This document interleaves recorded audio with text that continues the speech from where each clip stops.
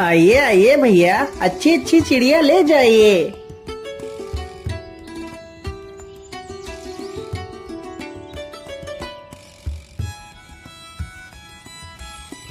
अरे भाई, ये कबूतर कितने पैसे में दे रहे हो? भैया जी, यह कबूतर केवल 50 रुपए का है।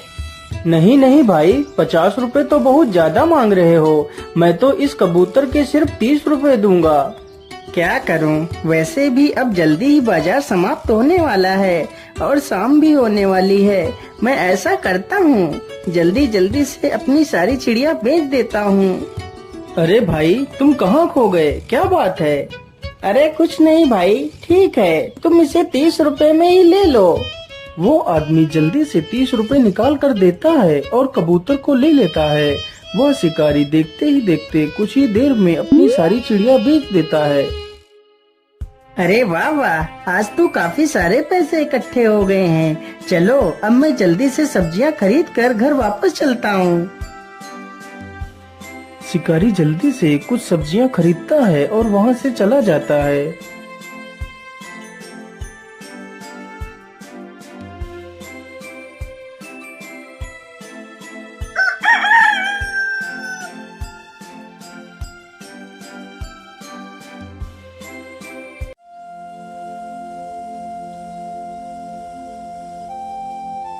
अजी, सुबह हो गई है और कितना सोओगे आप? क्या आज आप शिकार पर नहीं जाओगे?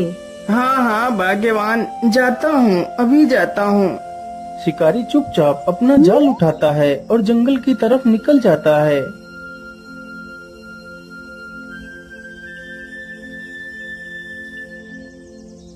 शिकारी चलते चलते जंगल में काफी दूर निकल जाता है। हाँ हाँ, अब तो मैं काफी दूर जंगल में निकल आया हूँ। मैं ऐसा करता हूँ, इसी स्थान पर अपना जाल बिछा देता हूँ। यहाँ पर जरूर मुझे ढेर सारी चिड़िया मिलेंगी। इतना सोचकर शिकारी अपना जाल उसी स्थान पर बिछा देता है और पास में ही एक पेड़ के नीचे जाकर बैठ जाता है और सो जाता है। उसे सोते सोते काफी समय गुजर जाता है, तभी उसकी आंखें खुल जाती हैं। अरे बाप रे बाप, इतना समय हो गया और मैं सोता ही रहा। चलो जल्दी से मैं अपना जाल देखता हूँ, आखिर कितनी चिड़िया मेरे जाल में फंसी हैं। इतना सोचकर शिकारी अपने जाल के पास जाता है तो देखता है उसके जाल में एक भी चिड़िया नहीं फंसी है। अरे ये क्या हुआ, मेरे जाल में तो एक भी चिड़िया नहीं फंसी है। आखिर ऐसा कैसे हो सकता है? अब मैं क्या करूँगा, पैसे कहाँ से लाऊंगा? यदि पैसे नहीं मिलेंगे तो मैं अपना गुजारा कैसे करूँगा? चलो कोई बात नहीं, आज का गुजारा तो कल के बचे हुए पैसों से हो जाएगा। अब मुझे घर वापस चलना चाहिए।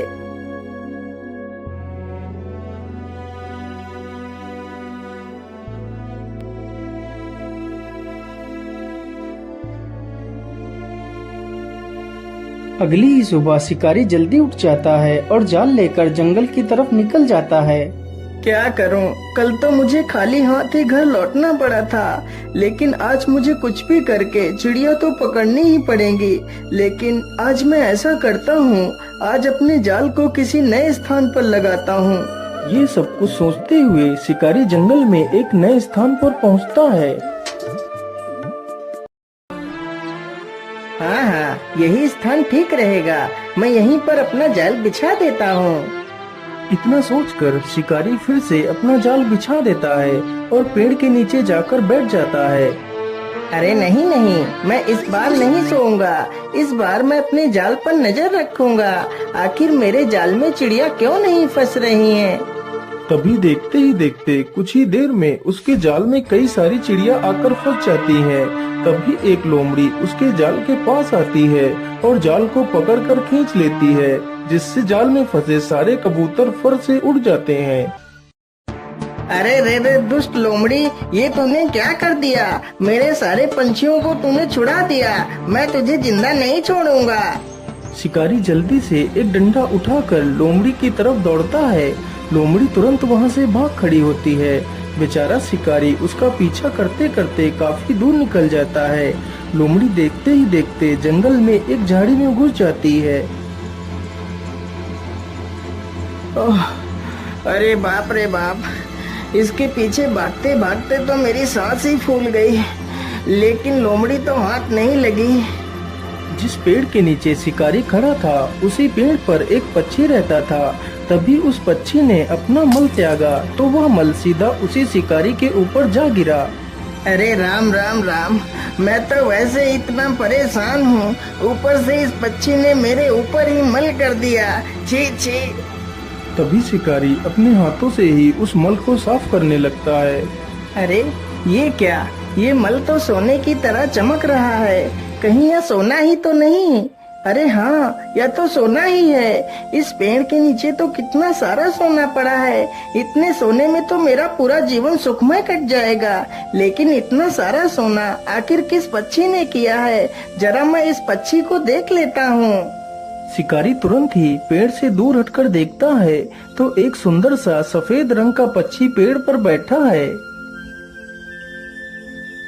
अरे वाह, यह पक्षी तो दिखने में कितना आकर्षक है। जितना ही यह दिखने में आकर्षक है उतना ही ज्यादा यह काम का भी है।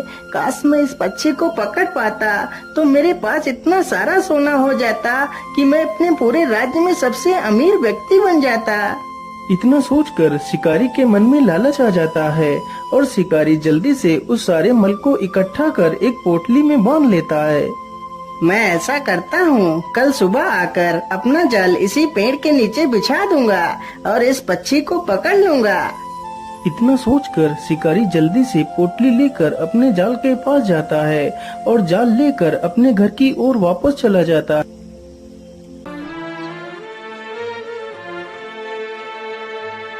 अरे भाग्यवान, तुम कहाँ हो? देखो मैं तुम्हारे लिए क्या लेकर आया हूँ। अरे आप इतना शोर क्यों मचा रहे हो? आखिर ऐसा क्या लेकर आए हो आप? तभी शिकारी उस पोटली को खोल देता है। उसकी पत्नी पोटली में इतना सारा सोना देखकर हैरान रह जाती है। अरे इतना सारा सोना, लेकिन इतना सारा सोना तुम्हें कहाँ से मिला? फिर शिकारी अपनी पत्नी को सारी कहानी सुनाता है। भाग्यवान, यदि वह पक्षी हमारे हाथ लग गया तो हमारी सारी गरीबी चुटकियों में ही खत्म हो जाएगी और हमें पूरे जीवन कोई काम नहीं करना पड़ेगा। हमारी आने वाली पुश्तें राज करेंगी, राज। हाँ हाँ, लेकिन इस पक्षी को तुम पकड़ोगे कैसे? अरे भाग्यवान, एक शिकारी से तुम सवाल कर रही हो कि मैं उसे पकड़ूंगा कैसे? अरे जैसे मैं बाकी पक्षियों को पकड़ता हूँ वैसे ही उसे भी जाल बिछाकर ही पकड़ूंगा।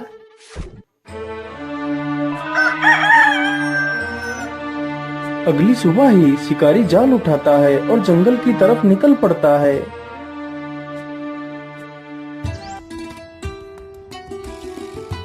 शिकारी चलते चलते उसी पेड़ के पास पहुंच जाता है जिस पेड़ पर वह पक्षी रहता था। चलो जल्दी से मैं अपना जाल बिछा देता हूँ और दूर झाड़ियों में जाकर छिप जाता हूँ। शिकारी जल्दी से अपना जाल पेड़ के नीचे बिछा देता है और दूर जाकर झाड़ियों में छिप जाता है। अरे ये क्या, आज तो मेरे पेड़ के नीचे इतने सारे अनाज के दाने बिखरे हुए पड़े हैं। मैं ऐसा करता हूँ, आज मैं इन्हीं दानों को खाकर अपनी भूख को शांत कर लेता हूँ। इतना सोचकर बेचारा पक्षी पेड़ के नीचे बिखरे दानों के पास जाता है। तभी वह उसी जाल में फंस जाता है। उधर घात लगाकर बैठा शिकारी जैसे ही देखता है कि पक्षी जाल में फंस गया है, तभी वह जल्दी से जाता है और पक्षी को पकड़ लेता है और उसे अपने घर ले जाता है।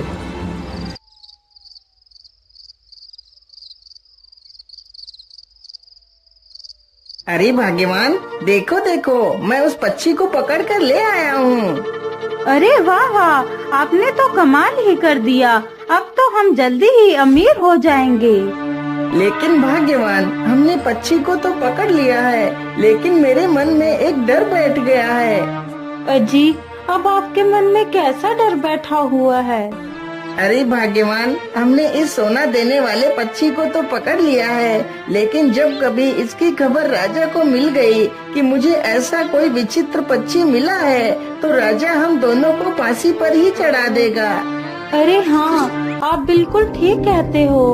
हमने इस बारे में तो कभी सोचा ही नहीं। हाँ, अब तुम ही बताओ भाग्यवान, हमें क्या करना चाहिए? अजी, यदि आप मेरी मानो तो आप कल सुबह ही इस पक्षी को लेकर राजा के पास जाओ और इस पक्षी की विशेषता बताकर राजा को सौंप दो। हो सकता है राजा खुश होकर तुम्हें कुछ कीमती इनाम दे दे। हाँ हाँ भाग्यवान, तुम बिल्कुल ठीक कहती हो। मुझे ऐसा ही करना चाहिए। मैं कल सुबह ही इस पक्षी को लेकर राजा के पास जाऊंगा।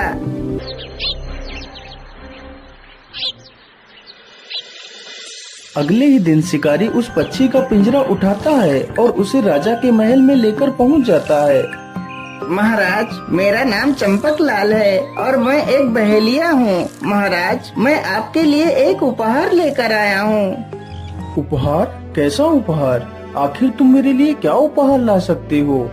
महाराज, मैं कल शिकार के लिए जंगल गया था तो मुझे सोने का मल करने वाला यह पक्षी मिला है। क्या? सोने का मल? क्या यह पक्षी सोने का मल करता है? क्या तुम ये सत्य बोल रहे हो? जी हाँ महाराज, यह पक्षी सोने का ही मल करता है। शिकारी की यह बात सुनकर सभा में बैठे सभी लोग हैरत में पड़ जाते हैं। आखिर कोई पक्षी सोने का मल कैसे कर सकता है? अरे वाह चंपक, मैं तुमसे बहुत प्रसन्न हूँ जो तुम ऐसे विशेष पक्षी को मेरे पास लेकर आए हो। इससे हमारा राज्य और भी ज्यादा संपन्न हो जाएगा। मंत्री जी, तुम जल्दी से जाओ और 100 सोने की मोहरें लेकर आओ और चंपक को मेरी तरफ से उपहार में दे दो। महाराज, क्षमा कीजिए, लेकिन क्या कभी आपने सुना था कि कोई पक्षी सोने का मल करता है? ऐसा तो असंभव है महाराज। जरा सा विचार कीजिए, फिर कोई फैसला कीजिए। वैसे मंत्री जी ठीक कह रहे हैं। मैंने आज तक तो कभी भी ऐसे पक्षी के बारे में ना ही सुना है और ना ही देखा है। कहीं यह चंपक मुझे मूर्ख तो नहीं बना रहा? हाँ हाँ मंत्री जी, तुम एकदम ठीक कह रहे हो। मैंने आज तक कभी भी ऐसे पक्षी के बारे में नहीं सुना है। अब तुम ही बताओ मंत्री जी, मुझे क्या करना चाहिए? महाराज, इस बहेलिए से इस मासूम पक्षी को लेकर आजाद कर दीजिए। यही हमारे लिए ठीक रहेगा। और हाँ महाराज, इस पक्षी को आप अपने हाथों से खुद आजाद कीजिए। मंत्री की यह बात सुनकर राजा मंत्री की बात से सहमत होकर उस पक्षी को आजाद कर देता है। पक्षी जैसे ही आसमान में उड़ता है तो वो फिर से अपना मल राजा के ऊपर ही कर देता है। तभी राजा देखता है कि उस पक्षी ने वास्तव में सोने का मल किया है। अरे, यह तो सचमुच का सोना ही है। मंत्री जी, ये तुमने क्या करवा दिया? तुमने हाथ में आया हुआ इतना सारा धन निकलवा दिया। पक्षी वहाँ से उड़ता हुआ दूर किसी दूसरे स्थान पर चला जाता है। दोस्तों, हमें कभी भी इतनी जल्दी दूसरों की बातों में नहीं आना चाहिए। हमें कोई फैसला लेने से पहले उस पर अच्छे से विचार विमर्श कर लेना चाहिए।